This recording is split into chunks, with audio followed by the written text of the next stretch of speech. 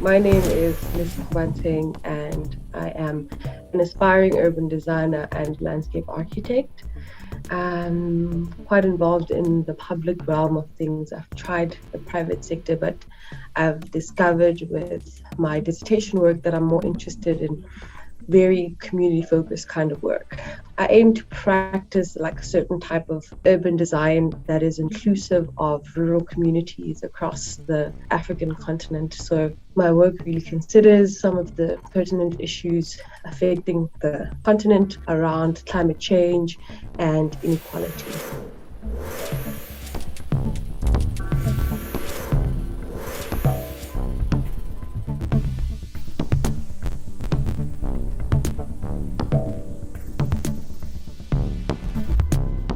The frame that we have inherited is not ours. I mean, it's imported from European countries. I mean, after colonization, I mean, pretty much everybody does the same type of urbanism now. And then we had to deconstruct and reconstruct the story if we wanted it to work for ourselves in our environment. The issues that we have at hand are so different from the ones that we're confronted to when we were abroad. Issa Diabate is quite a world-renowned architect. What interested me the most about the work that he does was that he was both a developer and an architect. And I was quite interested to know the reasons why he's implemented this kind of practice. And I think I discovered through listening to him during this session that it's quite necessary in specific kinds of African countries to have that kind of practice, right? Because some governments don't have the resources or do not warrant some things as necessary. So when you develop projects as an architect and developer, you can prioritize a lot of the things that architects call for, such as moving away from counting square meters to trying to give people the best quality of life. And that's something that Issa emphasizes in a lot of his projects. We had to rely even more on the sociological background here in order to practice properly, because we have to understand who we work for and what cultural environment we're working in. And actually, that sort of allowed us to re-question our profession in general. What do people expect from us as architects? We have more flexibility, and that sort of pushes us to sort of, wear a different type of shoes. We decided to become developers because we wanted to have at least an influence in urban planning.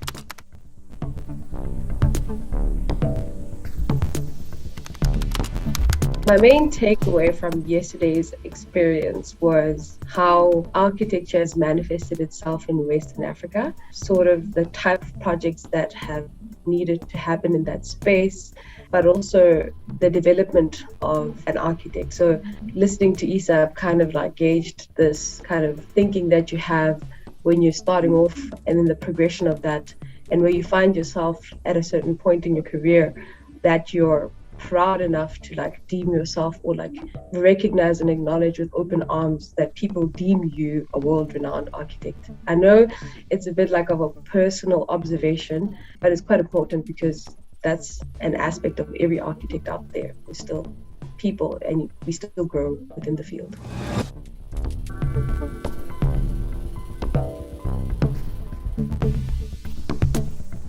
I think that there actually is no recipe, and it depends on what you want to do. And actually, we started as classical firm, but in the process realized that if we didn't become developers, a lot of things we couldn't do. And I think it's pretty much the same with everything. And for instance, there are probably things that you can do in architecture as an NGO that you cannot do like in a classical term? The tools that I extracted from the conversation with Issa was how he's basically transformed his practice to suit his needs. So, or the needs that he deems are necessary. That is quite similar to the way I want to practice urban design, which is through a non-profit lens. I believe that certain community-driven projects need to be implemented without a profit incentive. And to say that it's possible for architects to take control of project briefs and project conceptualization, and that it's not quite necessary that in every scenario we get called in once like a brief is developed, and that we can actually imagine those for ourselves. I think that is a tool I definitely aim to use going forward.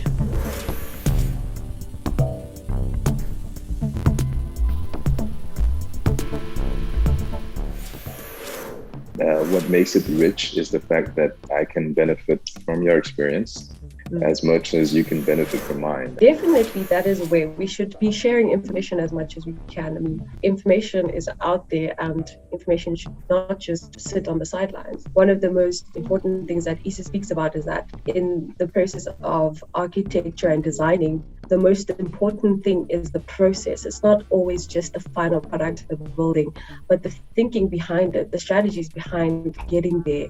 Those are important aspects that I believe should be shared amongst the community, because they vary from project to project and also can sort of save a lot of time with other projects, but also inform and invigorate our practice as a whole. I mean, it would be better if designers took up this mentality that whatever we do for the betterment of the entire field instead of like an individualistic thing. So definitely. There's not one way of doing architecture, but architecture is about method in general. I mean, architecture teaches you how to think and how to solve problems. So if you go with that mindset, I mean, it doesn't really matter, in which sort of box you end up in. Yeah. What really matters is that you have the flexibility to actually move from left to right, up and down, and pretty much try to do whatever you need to do in order to achieve what you've set up for yourself.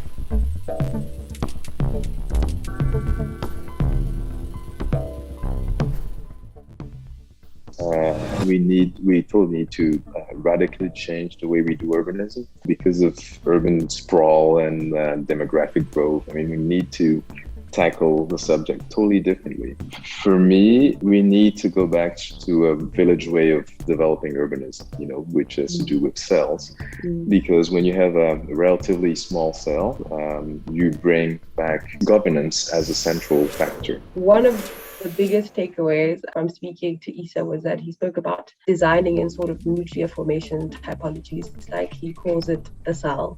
And at first, when you think about urban design, which is like a field that I'm really trying to transition into, you can think about this grand master plan that is quite sparse and decentralized. But when he speaks about the cell formation, it sort of reminds me of my project that I did in Masters. And that is something I'm leaning more towards in my inquiry about urban design, is having these nuclear communities with like certain hierarchies of governance that can just be replicated across like an urban space.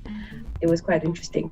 That's like a major shift in thinking. It's this concept of having cells within an urban space. It's something that we can observe in like a rural environment, but having it in urban space is quite a challenge. And even he acknowledged that it is something that he still has to inquire. And that would be, I guess, the second point of this, is to say it's all a process. Even as an established architect, like nobody is going to know all the answers. I think the best thing, even when you're that accomplished, is to still be curious and still have a thirst to learn from other people.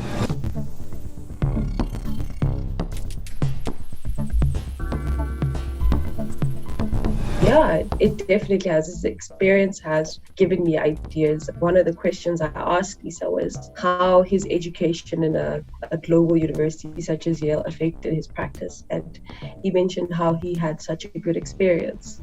And definitely that was part of my thinking about furthering my education. Speaking to Issa really helped me realize that sometimes you have to take that leap and take a leap of faith, and you might be pleasantly surprised what you encounter in other spaces out there on the globe. And it becomes quite an intersectional conversation if Africans also study in places, that are global.